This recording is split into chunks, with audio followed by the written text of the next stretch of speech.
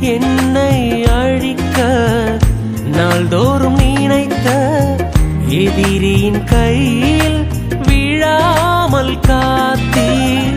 சத்துருக்கள் முன்பு பந்தியை வைத்து எண்ணெயினாலே அபிஷேகம் செய்தீர். என் அலைச்சல்களை அறிந்தவரே, என் கண்ணீர்